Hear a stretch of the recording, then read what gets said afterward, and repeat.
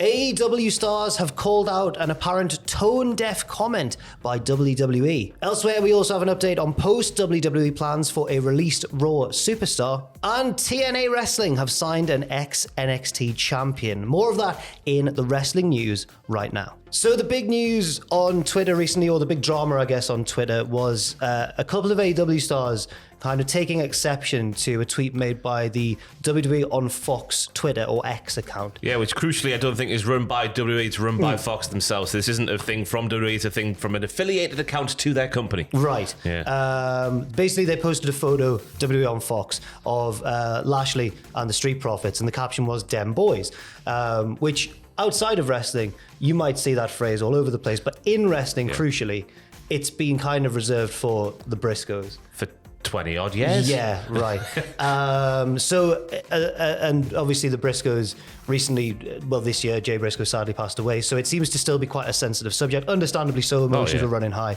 But Mark Briscoe himself even tweeted about it. Yeah, he said, "For real, question mark. This SH1T is hilarious. He added Triple H. Whoever runs this Twitter should probably be fired for lack of knowledge, or they need to the taste slapped out of their mouth for lack of reverence." He then, to be fair to Mark Briscoe, he then later on said, he said, "Look, my emotions were running high when I saw that." And then he said, "Triple H, no one needs to get fired. I think he said, I got in my feelings," or something like. Because it is coming up to a year as well, isn't it, to when it all happened? Yeah. So, I mean, I think in this case, at least in terms of Mark Briscoe, I can understand both his initial anger, but then also the fact that he took it back and said, "Sorry about that, I just wasn't thinking straight." I think that's fair enough. Aye. But it wasn't the end of the story. It wasn't. Yeah, Maria Kanellis then got involved describing the post as tone deaf, but then since she's deleted her Twitter account, I think so. Yeah, recently apparently. I don't know what's going on with that one, but yeah, she's the one who labelled the post tone deaf. Yeah, so it did seem to cause a bit of a commotion in AEW, but I think it was kind of an emotional circumstance, and I can understand why. Yeah, I don't know if the intent from the Fox account was to go, "Oh, that's their stuff, we'll just pass it over to somebody else." I'd very much doubt it. Yeah, but it all kicked off, didn't it? And we're here to report on that sort of stuff. Yeah. Also, we have an update on the whereabouts or the next matches of a recently released recently released WWE superstar. Recently? It's the most wanted man, about 2 or 3 months ago. It is the most wanted man, the man formerly known as Dolph Ziggler, who challenged, I love this nickname, Ray Gonzalez, aka Mr. Ray Tings. He's Ray and he does tings. And he does ratings as well. Well, Dolph Ziggler, or the man formerly known as Dolph Ziggler, Nick Nemeth, has challenged Ray Gonzalez to a match at WWC Euphoria in Puerto Rico. And as Ross mentioned there, Nemeth revealed his new persona, the most wanted man. His moniker. It's the most wanted man, which, as we're sat here, he left the ring in September. We've got written in front of us here, which could be true, could not be true. Time is weird for me at the moment. Is that actually true? Because would he not have appeared in AEW already? Yeah, well, I did find it strange that the first place that Ziggler or Nemeth is going to crop up would be at the World Wrestling Council, which is a promotion with a long history and everything. Yeah. But you'd imagine that there'd be more mainstream North American promotions, at least ones higher up the totem pole, who would be interested in getting Ziggler or Nemeth on the roster. Maybe he's just taking his time. Yeah, maybe on the AEW thing, maybe it's just a happening of like time and circumstance. Because obviously a lot of people are having to go to AEW for becoming WCW in the dying days, sign all the ex-WWE guys. So maybe they're thinking, "Oh, we don't need one more on top of that," even though he maybe is one of the better ones that got released. Yeah, absolutely. Yeah. And also, I thought he would have ended up in AEW by now, just because his brother's there. Yeah, tag team. Mm-hmm. The Hollywood Blondes. Yes, the most wanted man. I should mention, there's another reminder in the notes here from Tom Campbell. Thank you, Tom, for reminding me to plug WWE's Golden Era Part 2, which is up on the channel right now. Part 1 was already out and got lots of positive feedback. I think you said in the last video, Ross, that there was 2,000 people watching it live. Big Fraser Porter, the stats man. Statman Fraser was there saying 2,000 people watching it live. So it's obviously a bit of a Bobby Dazzler video. It was Fraser himself and it was Adam Pacini, and they were the two people. No, 2,000 people watching it live, and the video is obviously still up now, so do check that out, especially if you enjoyed part 1.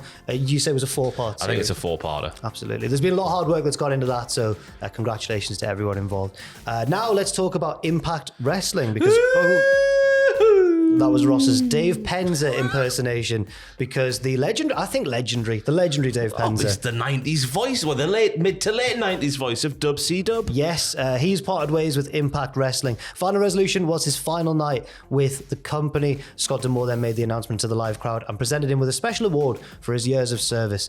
He thanked the fans, but revealed he has no plans to retire. On Twitter, he said he'll make a statement about this in the coming days. Where could he go?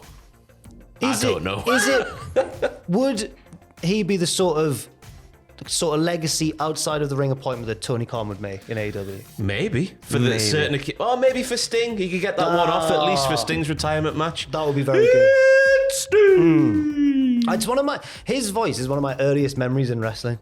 Because the mics were never quite set up properly in WCW, so all you heard for everyone was yeah, but it sort of became iconic in its own way. So yes, best wishes to David Penzer there. One of the more recognisable ring announcers, I think, in wrestling history. And finally, speaking of Impact or TNA Wrestling, over the weekend at Final Resolution, there was a surprise debut, and it was a former NXT Tag Team and NXT UK Tag Team Champion. Yeah, it was the big bad wolf himself, Trent Seven. I don't know if that's his nickname or not, but he looks like a big bad wolf to me. It was a card where there was a lot of he does look like a big bad wolf, that's true. It was a card with a lot of moving parts. There was unannounced matches taking place, there was matches changed. Moose and Rhino were scheduled for one match, then they had a second one straight after it for no reason, like a street fight. They went, right, let's keep going, let's have a street fight.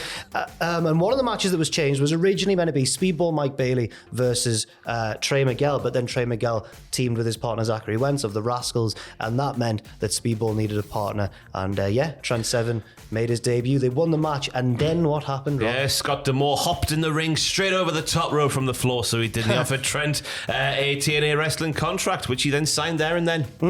Very interesting, because Trent he very briefly appeared. He had a flying visit to AEW, I suppose, but that didn't seem to go anywhere. So it's nice to see him in a regular, mainstream level promotion. Yeah, he's a very charismatic man, isn't he? Yes, he's absolutely. a very easily likable man, I find, when he's doing the wrestling with the selling and his offense and his general look. He's an everyday man with a lovely face. Yes, because of the beard and whatnot, you know. And while Saturday was his Impact Wrestling debut, Trent has challenged for the X Division title and the digital media title in other promotions. He faced Trevor Lee, now known as Cameron Grimes in WWE, for the X Division title back in 2016 at Fight Club Pro, and he challenged Joe Hendry for the digital media title at PTW in Poland last year. But this is he's now properly in Impact Wrestling. Yeah, but that was just the start of course, because the main event in Trent Seven's week is a chat with Tom Campbell on the podcast feed, which is going live tomorrow morning, Tuesday morning, if you want to hear from Trent about TNA and other things, I imagine. I imagine that their accents will just get, well,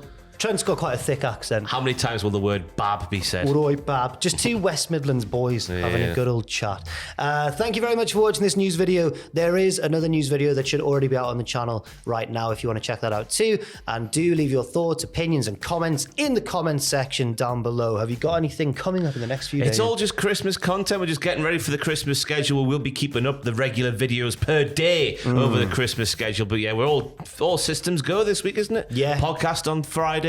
Other things will happen before then. Just keep your eyes on the channel. Yes, there should be on the audio feed as well one of my Matches of the Month episodes, the second last one of the year. That's going up either today or in the coming few days. It all very much depends on Tom's schedule, because he's a very, very hard-working man.